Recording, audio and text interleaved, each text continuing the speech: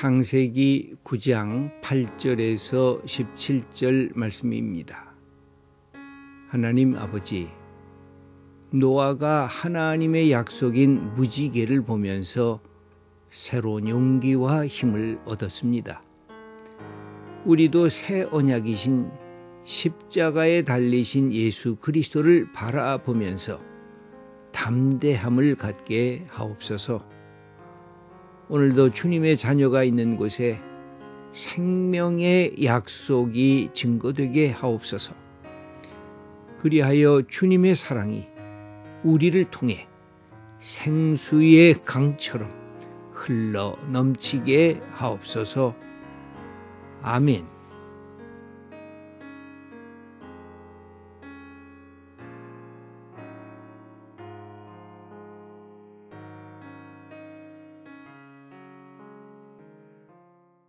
하나님께서 제일 먼저 하셨던 약속은 아담과 하와에게 주셨던 약속이었습니다. 너희들이 모든 것을 다 행할 수 있고 너희에게는 자유가 주어졌지만, 그러나 한 가지, 내가 에덴 동산에 놓아둔 선과 악을 아는 이 나무는 너희들이 먹지 말라. 너희들이 먹으면 하나님으로부터 영원히 떠나 버리는 죽음의 자리에 들게 될 거다 하는 그 말씀을 하셨습니다. 그런데 이것은 일종의 약속은 약속인데 행위적 약속이었습니다. 이것을 하면 내가 너희를 붙잡고 이것을 행하지 아니하면 내가 너희들을 버리리라. 그러니까 반대가 됐습니다만, 너희들이 선악과를 따 먹으면 내가 너희를 버리게 되고, 너희들이 하나님의 말씀대로 선악과를 따먹지 아니하면 내가 너희를 지키리라 하고 하는 행위 이 약속에 인간은 실패했습니다. 하나님께서는 이 행위 약속에 실패한 인간을 다시 징계하시기 위해서 두 번째로 주신 그 징계가 노아의 홍수였습니다. 이 홍수를 통해서 행위 언약에 실패한 모든 인간들을 다 이 지상에서 사라지게 하셨습니다.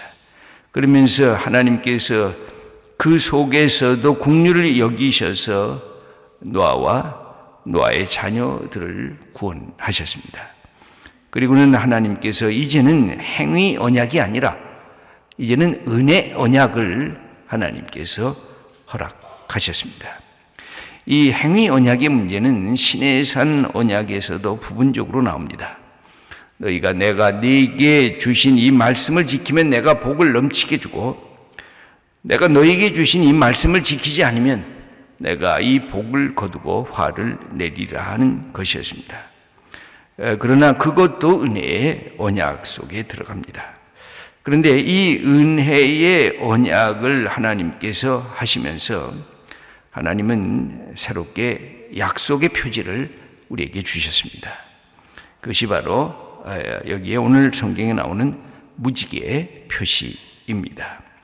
우리 한번 8절과 9절, 10절 말씀을 읽어보겠습니다. 하나님이 노아와 그와 함께한 아들들에게 말씀하여 이르시되, 내가 내 언약을 너희와 너희 후손과 너희와 함께한 모든 생물, 곧 너희와 함께한 새와 가축과 땅의 모든 생물에게 세우리니 방주에서 나온 모든 것, 곧 땅의 모든 짐승에게니라. 그래서 하나님께서 이 노아뿐만 아니라 노아의 자녀들뿐만 아니라 노아가 함께 했던 모든 생물들, 하늘에 나는 새들과 가축과 땅의 모든 생물들에게 이 약속을 베풀어 줍니다. 그 약속은 내가 다시는 행위 언약의 기초에서 너희들을 다 망하게 하지는 않을 거다라고 하는 이 약속이었습니다. 이 11절의 말씀을 읽겠습니다.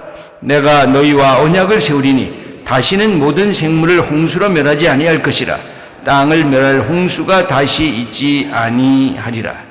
그래서 이제는 모든 악을 행하거나 선을 행하거나 하나님께서 1년을 44철로 만드시고 하루를 24시간으로 만드시고 믿음의 사람이거나 믿음의 사람이 아니거나 하나님께서 해를 모든 사람에게 비추시고 비를 모든 사람에게 내리시고 이 인간에게 주어진 이 삶의 창조의 법칙에 하나님의 복을 계속 내려주시겠다는 것입니다. 그래서 수고하고 땀 흘리면 하나님께서 결실을 맺게 하고, 내가 노력해서 애를 쓰면 눈물로 씨를 뿌리는 자는 이 열매를 맺고 추수를 맺는 것처럼 심은 대로 거두는 이 세상의 하나님의 법칙을 하나님께서 더 이상 훼손하지 아니하시고, 하나님께서 이 땅의 모든 사람들에게 이 창조의 이 축복을 주시겠다는 것입니다. 이것을 신학적으로는 일반 은총이라고도 합니다.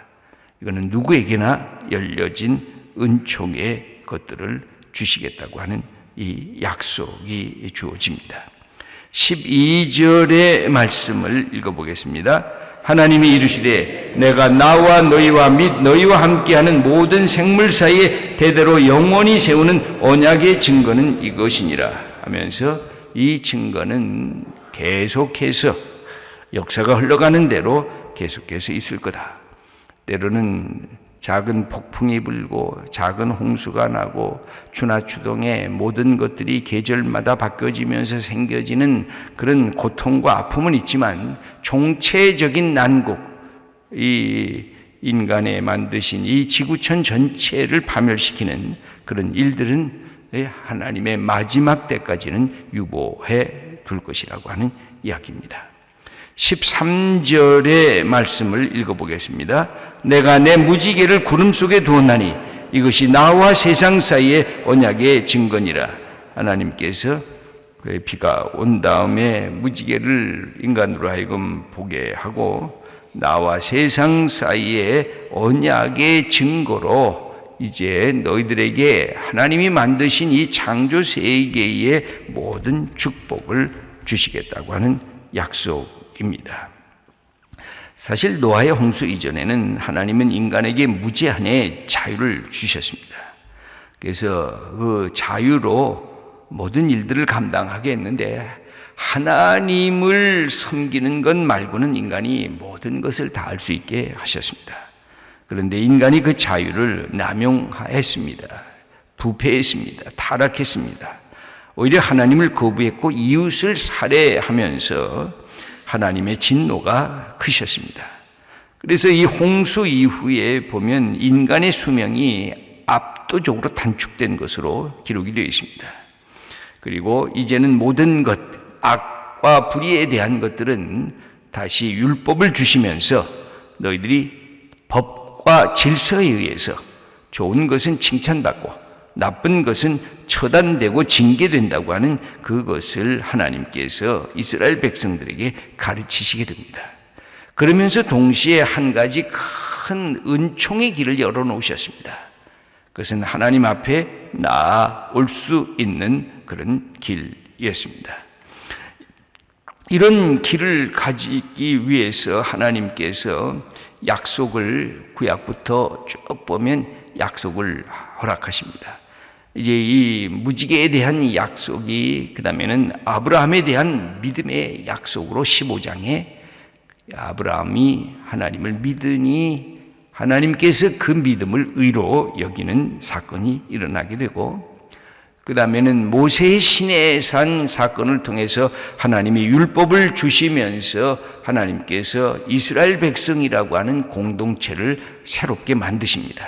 그래서 모든 백성들 중에 하나님의 선택의 백성이 되면서 너희들은 내가 하나님의 말씀을 주니까 이 말씀을 듣고 지키라. 그러면서 거기에 행위 약속과 하나님의 은혜의 약속이 동시에 아우러지기 시작을 합니다. 그러나 인간들이 또 타락을 합니다. 우리가 잘 아는 대로 사사기를 보면 인간들이 제멋대로 합니다. 다시 이 약속들이 무너지기 시작을 합니다. 하나님께서 그래서 그 다음에 주시는 약속이 다윗의 약속입니다. 내가 아무래도 안 되겠다, 이렇게 인간들이 또 타락하고 내가 하나님 앞에 나올 은총을 주었어도 너희들이 자꾸만 무너지는구나. 그러면서 하나님께서 다윗을 통해서 새로운 메시아가 등장할 것이라고 하는 메시아에 대한 약속을 주십니다. 그리고 나서 우리가 구약의 에레미야서를 보면 에레미야 31장에 들어가게 되면 인간이 그럼에도 불구하고 타락하는 것을 보시면서 하나님께서 새 약속이라고 하는 새 언약을 이 에레미야 선지자를 통해서 허락을 해 주십니다. 그것은 행위를 넘어가는, 이제는 이 돌판에 쓰여진 것이 아니라 우리의 마음판에 쓰여지는 하나님의 말씀이 열려진다고 하는 사실을 가르쳐 주십니다. 할례를 육체에 행하는 할례가 아니라 이제는 마음에 행하는 할례가 이루어지겠다고 약속을 합니다. 이 새 언약을 통해서 하나님의 이름이 온 세상에 퍼져나갈 것이라고 하는 약속을 이 에레미야 31장에서 해 주십니다. 그리고 이 땅에 오신 분이 바로 메시아이신 예수 그리스도이십니다. 그래서 예수 그리스도가 새 언약입니다. 이제는 행위의 언약에 의해서 예수님을 받아들이는 것이 아니라 행위자로는 누구나 바울의 표현대로 다 죄인일 뿐입니다.